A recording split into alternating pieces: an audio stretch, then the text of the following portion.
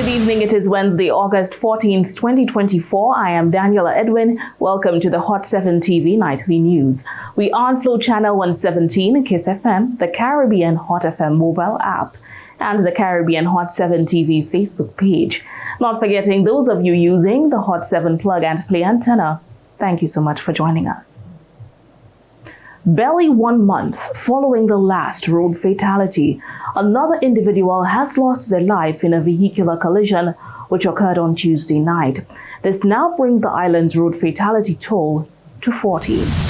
67-year-old Thomas Marshall of Bexar Castries is the latest victim of a vehicular collision which occurred at about 10 p.m. on Tuesday, 13th August 2024 in Cul-de-sac. News of this incident was first reported by a resident who remained with the victim until first responders arrived on the scene. The post made by this individual painted a clear picture of the scene whilst seeking out the family of the victim and keeping first responders updated. Based on the information provided, Thomas was the sole occupant of a silver minivan which collided with a concrete wall, severely damaging the front of the vehicle. The extent of his injury was not disclosed. However, his subsequent death would later be an indication of the gravity of this incident.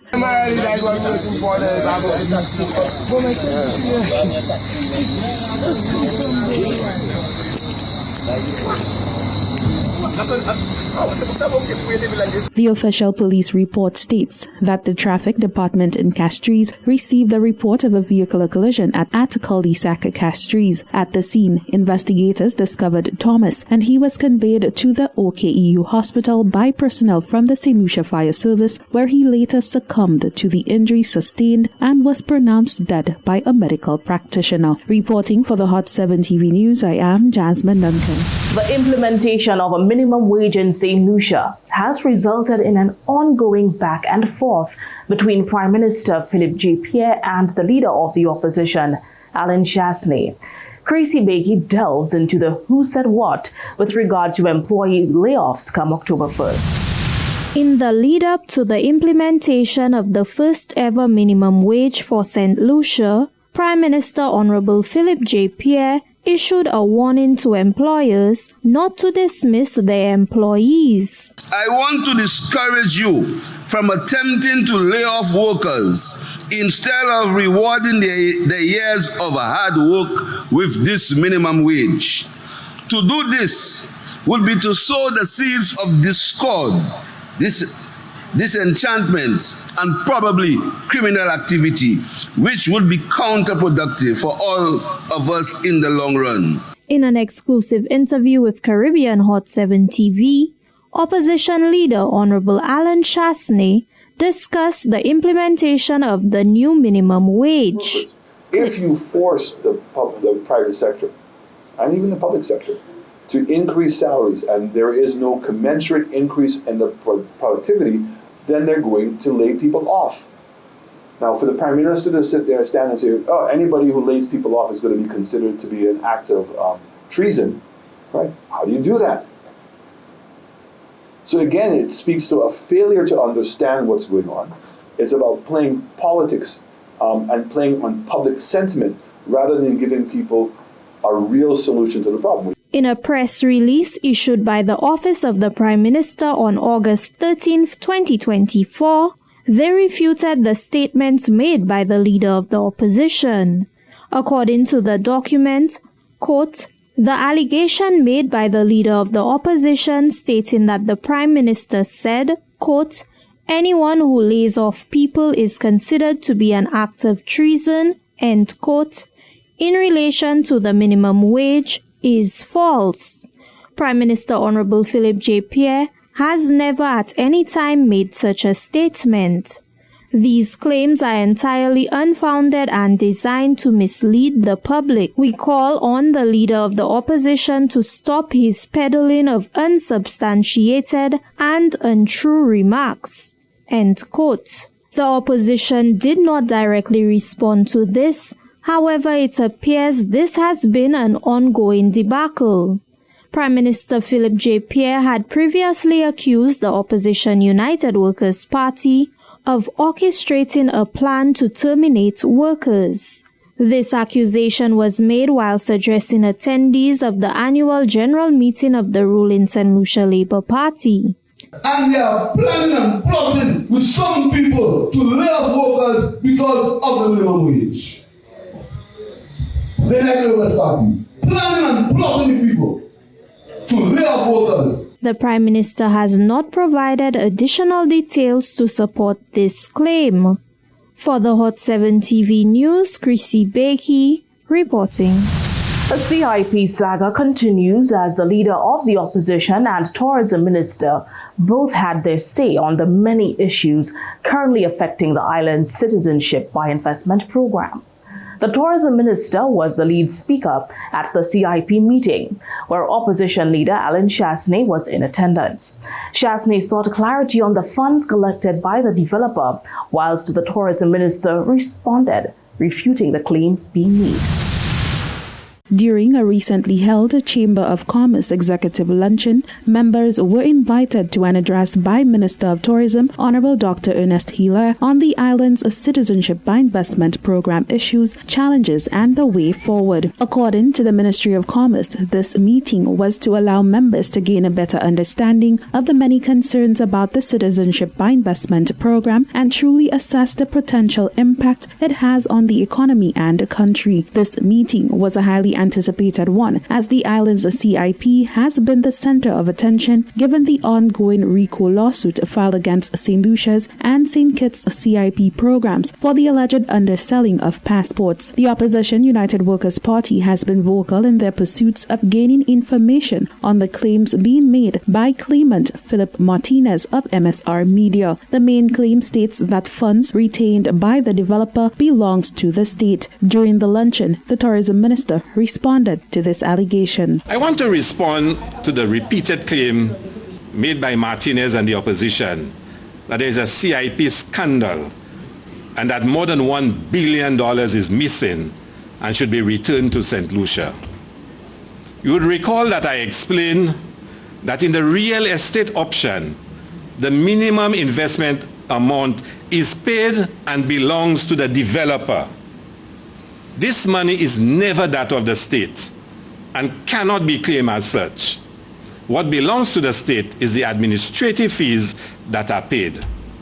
So the claim by Martinez and the opposition is that Galaxy got 6,000 shares and at 200,000 K minimum investment, then that's 1.2 billion. And that money should belong to the government and not the developer. This is wrong on all counts. In attendance was opposition leader Alan Chasney in a non-government capacity, who posed questions to the tourism minister, who in turn questioned Chasney's true intentions. Reduce the divisiveness that exists in the society. But just take an example like today. I mean, think deeply about it. I am making a presentation as minister. Should the leader of opposition be present here today and to be asking questions and to say that I'm a liar, I lied, whatnot? How does that kind of behavior engender any willingness and sincerity in any dialogue? Dialogue must be on the basis that I believe you are sincere, even if I disagree with you. Following this meeting, the United Workers' Party held a press briefing where Chasney shared his thoughts on the tourism minister's presentation. We saw a masterclass yesterday at the Chamber's luncheon by the Minister of Investment and particularly CIP, a masterclass of the art of conning. I can say that because he took advantage of a lot of people in Saint Lucia who, for whatever reason, have not delved into the CIP program and how it works. And I say he took advantage of that because he skirted many of the factual issues and presented them in a way to convey to the people of Saint Lucia, as has become typical of the Labour Party, we're good people. We're doing things right. And that any problems that we have in Saint Lucia is either somebody from the outside of Saint Lucia's fault or the opposition. By his account, the tourism minister evaded the questions being asked. The minister was supposed to answer the question. The $100 million US specifically for infrastructure, where's the money? Where's the money? Galaxy put out a press statement to say that they're collecting the money and they're also collecting the fees. It's not going into an escrow account. We expected him to confirm or deny and provide information to say and to make everybody comfortable. No answer. Instead, the minister played politics. The minister brought up range. The minister brought up an unbelievable example. Still with more questions than answers, the opposition leader detailed what the developer should have done and further questioned why the government would agree to such conditions. Even though the money belongs to Galaxy, it goes into an escrow account to make sure that there's accountability on how the money is spent.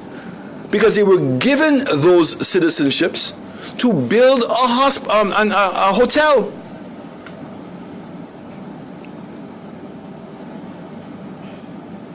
The minister offered no explanation. Why would you now go from 700 files to 6,000 files? So you're going to get them collect, instead of $200 million, you're now going to let them collect $1.2 billion. So when people say, where's the money, Mr. Minister?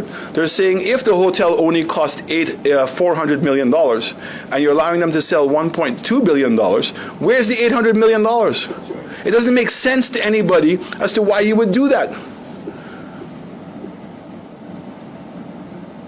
He didn't answer that question.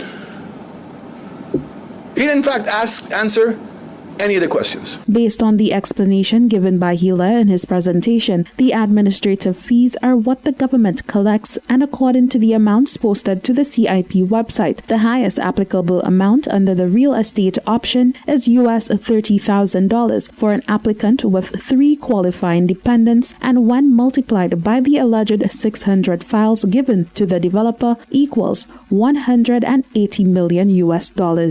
Reporting for the Hot 7 TV News, I am Jasmine Duncan. With the Craft and Dry Goods Association to soon host its general elections, current President Peter Ras Isaac has responded to the question of who will become the new face of the vendors. Given his tenure, some believe it is time for a new president, and Isaac says no matter the outcome, his only concern is that the association is represented properly.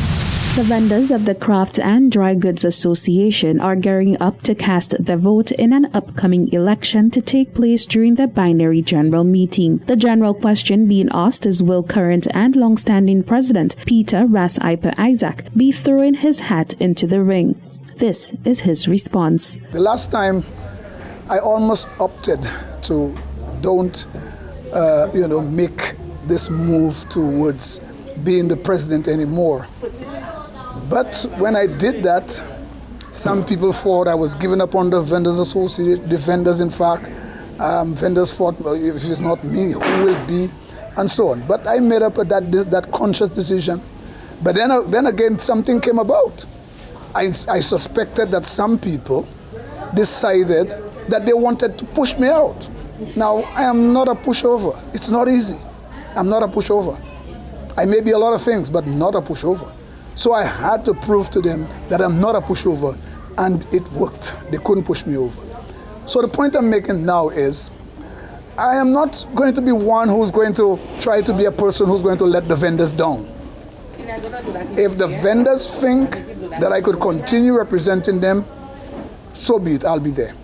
The election marks the 26th anniversary of the association, and the evening will feature an award ceremony and a cocktail celebration to recognize the work and achievements of the vendors, which, according to Isaac, fosters a spirit of togetherness. He further added that the ball is in the vendors' court and he will be receptive to other opponents. For a matter of fact, someone is nominated, and I think in my own self I've said that that person in my opinion, and that will be my opinion, that wouldn't be the real to say that is it. But if in my opinion that person is a good person in terms of the transition from me to whosoever it may be, and I think that person is that right person, then I wouldn't even bother. I would decline any kind of nomination as long as someone is nominated I believe that can continue doing the job and that the vendor's business will be in good hands. I don't think I'm the most capable person, but I think I have proven myself and have done what it takes, or what was needed to give the vendors the kind of representation that they deserve. Isaac says he is not aware of anyone going up for the presidency. However, the opportunity will be given for vendors to vote in the upcoming general meeting. Well, here comes the moment again when the Vendors Association will be going into some serious introspection and other things like that. But we are now preparing for our biennial general meeting. And this I know, as per before, always has a number of serious controversy or serious contentious matters or discussions coming up. So we are prepared to deal with the outcome and the onslaught when the time is right. But we know we'll be making some announcements that the Vendors Association will be going into the mood of what you call biennial general election or general meeting, which will involve the election of new officers. I'm sure there are people, there are other persons out there who may have interest. And as I told you, a couple months ago, some people, that was a discussion in the public, in the media, that they should get a new face for the Vendors Association. If that is correct, then I'm sure someone is going to position themselves to be in the position to get that position. The official date and venue will be communicated to the vendors. Isaac says the focus of this meeting is to ensure everyone has a good time and that the affairs of the association is taken care of. Reporting for the Hot 7 TV News, I am Jasmine Duncan. Still in the first segment of the podcast, the POV. Prime Minister Philip J. Pierre recently announced the looming end to the existing water emergency. We asked the public what could or should be done to prevent such an occurrence in the future. Here is your point of view. Well, to me, what I am saying, there is nothing impossible in life right now, because the life we are living, you get up tomorrow, you'll never know what happened. But to me, for water to be done, I will never think something like that will happen. Because we believe in God, we believe in the Almighty, He'll provide us with water, because water is life. All I want people to know is to take the water seriously, protect it, save the water, be cautious with water, and do not waste the water. But God will give us. And I don't believe anything like that, because the world changing. Today you see a man, tomorrow he gone. So we could never tell what will be true and what is not true. We just believe in God. I would say that build more dams, probably 1 or 2 dams, and during the rainy season, when you have the dams, collect more water, collect at least double more water, and have some place to store the water so that you can refill, you can clean it when the sunny season come out. So then you will have water. And while the rain falling during the sunny season, you gather more water. So during the rainy season, I'll tell them to at least gather up as much as they can. Wasco build more dams, have more places where they can store water, and leave it there and use it time to time and store others. So when the sunny season comes, you have double the amount you had during the rainy season. I live at Paybush, Babano, and I'm disgusted about they keep saying preserve water, preserve water. In the middle of the night, sometimes I have to call Wasco because the tank is overflowing.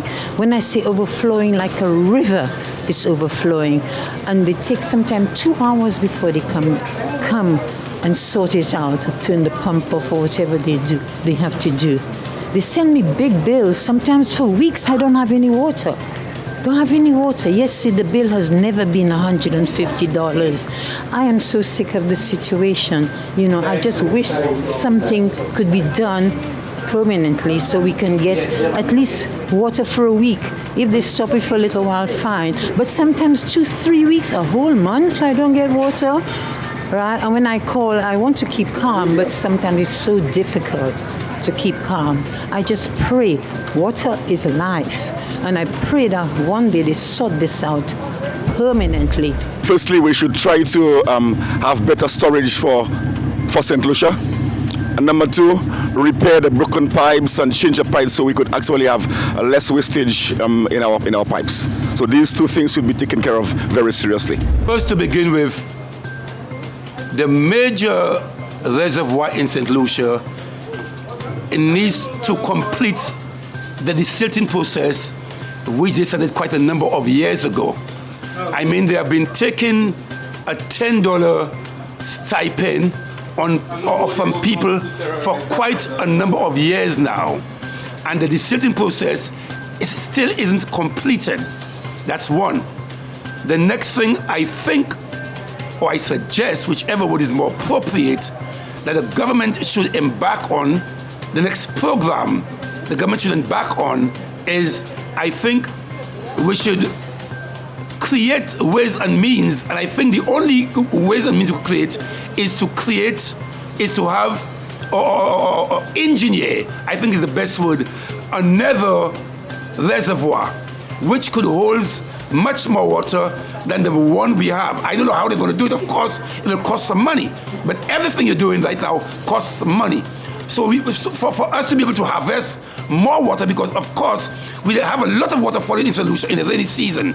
So the only way to harvest more water is to create more holding facilities.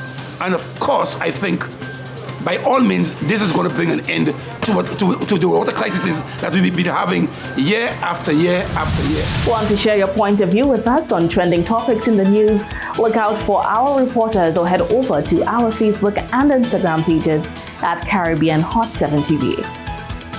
Coming up next, Julie Creole preparations are ahead of schedule and efforts are made to destigmatize Marsha through the youth. The details of these stories and much more when we come back.